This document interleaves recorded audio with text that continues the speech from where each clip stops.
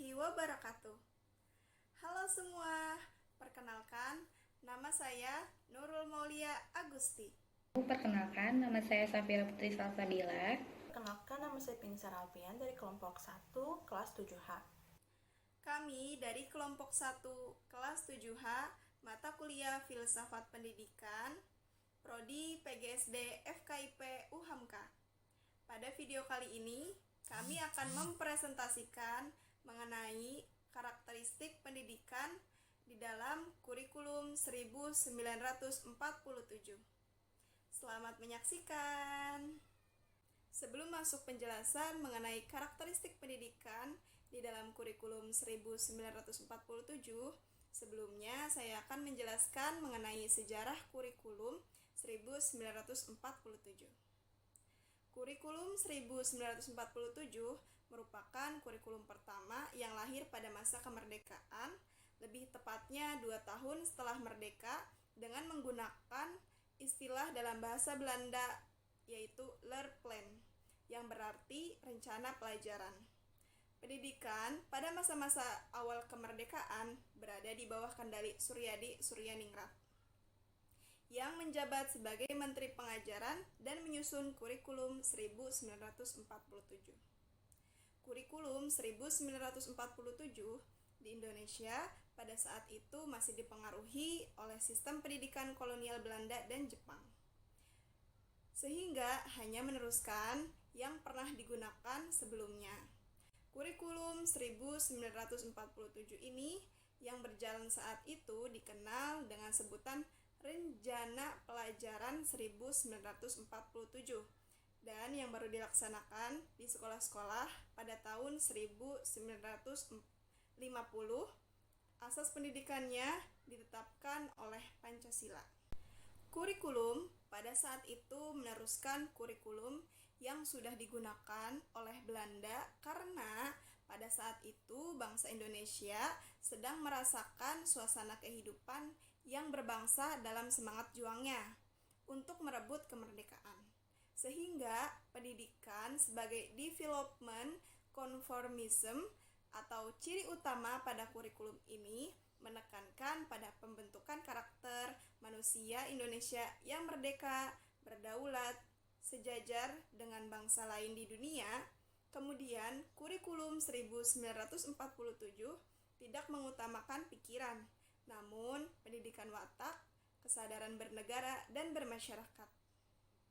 Di dalam kurikulum 1947 hanya memuat 2 hal pokok saja, yaitu yang pertama daftar mata pelajaran beserta jam pengajaran, dan yang kedua garis-garis besar pengajarannya.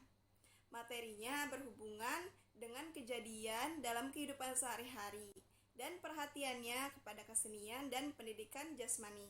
Di masa itu terdapat 16 mata pelajaran untuk tingkat sekolah rakyat yang khususnya berada di Jawa, Sunda, dan Madura. Antara lain yaitu bahasa Indonesia, bahasa daerah, berhitung, ilmu alam, ilmu hayat, ilmu bumi, sejarah, menggambar, menulis, seni suara, pekerjaan tangan, pekerjaan keputrian, gerak badan, kebersihan dan kesehatan, didikan budi pekerti, dan pendidikan agama. Silabus mata pelajarannya lebih menekankan seorang guru mengajar satu pelajaran. Pada masa itu dibentuklah kelas masyarakat, yaitu sekolah khusus bagi lulusan sekolah rakyat 6 tahun yang tidak melanjutkan ke jenjang sekolah menengah pertama atau SMP.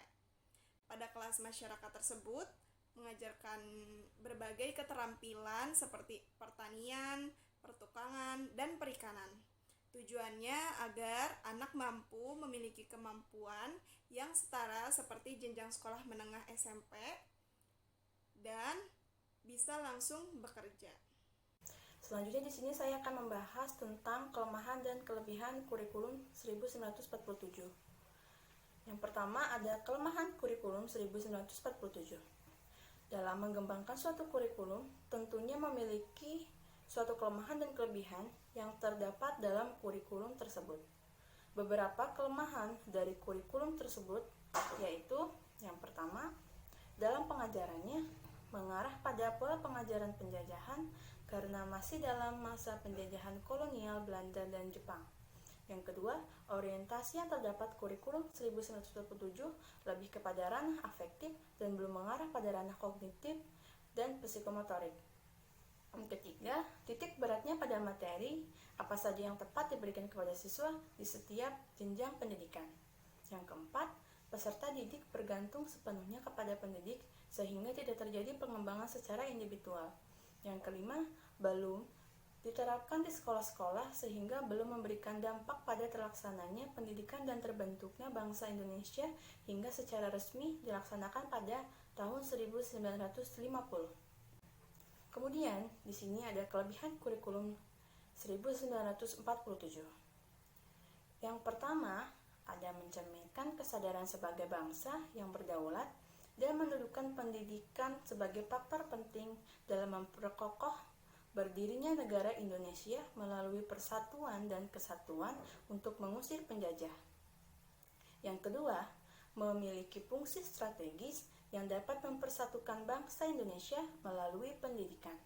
Yang ketiga, mengadopsi pengalaman pendidikan Indonesia yang telah lalu dari penjajahan sehingga dapat memudahkan penyusunan kurikulum.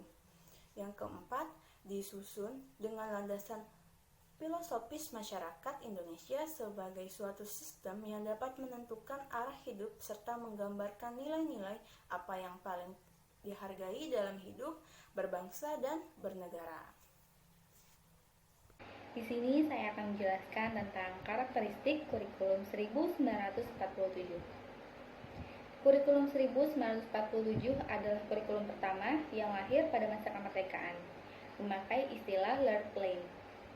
Dalam bahasa Belanda artinya adalah rencana pelajaran, lebih populer ketimbang kurikulum dalam bahasa Inggris. Perubahan kisi-kisi pendidikan lebih bersifat politis, dari orientasi pendidikan Belanda ke kepentingan nasional. Asas pendidikan diterapkan oleh Pancasila. Awalnya pada tahun 1947, kurikulum saat itu diberi nama Rencana Pelajaran 1947. Pada saat itu, kurikulum pendidikan Indonesia masih dipengaruhi sistem pendidikan kolonial Belanda dan Jepang, sehingga hanya meneruskan yang pernah digunakan sebelumnya. Rencana Pelajaran 1947 boleh dikatakan sebagai pengganti sistem pendidikan kolonial Belanda. Selanjutnya ada karakteristik kurikulum 1947. Yang pertama itu ada pendidikan sebagai development conference, lebih menekankan pada pembentukan karakter manusia Indonesia yang merdeka, berdaulat, dan sejajar dengan bangsa lain di muka bumi ini. Yang kedua itu ada Rencana Pelajaran 1947 baru dilaksanakan di sekolah-sekolah pada tahun 1950. Yang ketiga, ada Rencana Pelajaran 1947 mengurangi pendidikan pikiran dalam arti kognitif. Namun yang diutamakan pendidikan adalah watak atau perilaku, value and attitude. Yang keempat itu kurikulum 1947 lebih fokus kepada pengembangan daya cipta, rasa, karsa, karya, dan moral atau Pancawardhana. Yang kelima itu ada pembelajaran dipusatkan pada program Pancawardhana, yaitu mengembangkan moral, kecerdasan, emosional, dan keregalan jasmani. Kesimpulannya dalam video kali ini yaitu dalam perspektif kebijakan pendidikan nasional sebagaimana dapat dilihat dalam Undang-Undang Sistem Pendidikan Nasional Nomor 20 Tahun 2003 menyatakan bahwa kurikulum adalah seperangkat rencana dan pengaturan mengenai tujuan, isi dan bahan pelajaran, serta cara yang digunakan sebagai pedoman penyelenggaraan pembelajaran untuk mencapai tujuan pendidikan tertentu. Kurikulum memiliki 5 komponen, yaitu yang pertama ada tujuan, yang kedua ada isi atau materi, yang ketiga ada metode atau strategi penyampaian tujuan pembelajaran, yang keempat ada organisasi kurikulum, dan yang terakhir ada evaluasi. Seperti halnya dalam masalah sistem pendidikan secara makro, politik, ekonomi, sosial dan budaya, serta globalisasi turut mempengaruhi corak kurikulum pendidikan Indonesia.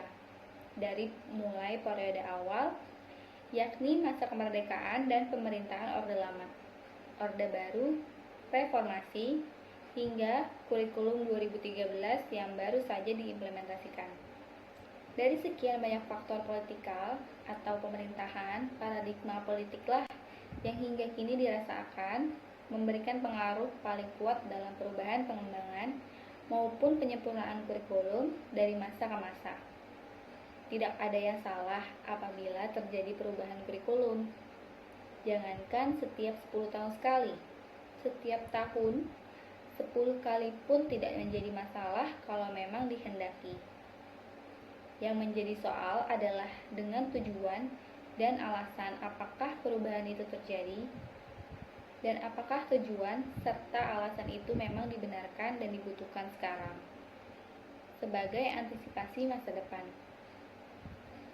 Harapan kita semua bahwa kurikulum yang baru tidak akan mengalami nasib yang sama dengan kurikulum-kurikulum sebelumnya, akan tetapi mampu memberikan pencerahan terhadap perubahan paradigma berpikir para pelaksana di lapangan, serta mampu memfasilitasi dan bantu meningkatkan kompetensi peserta didik sehingga mampu bersaing baik di kancah nasional maupun internasional dengan bangsa-bangsa yang lain.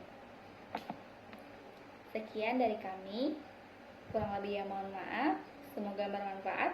Wassalamualaikum warahmatullahi wabarakatuh.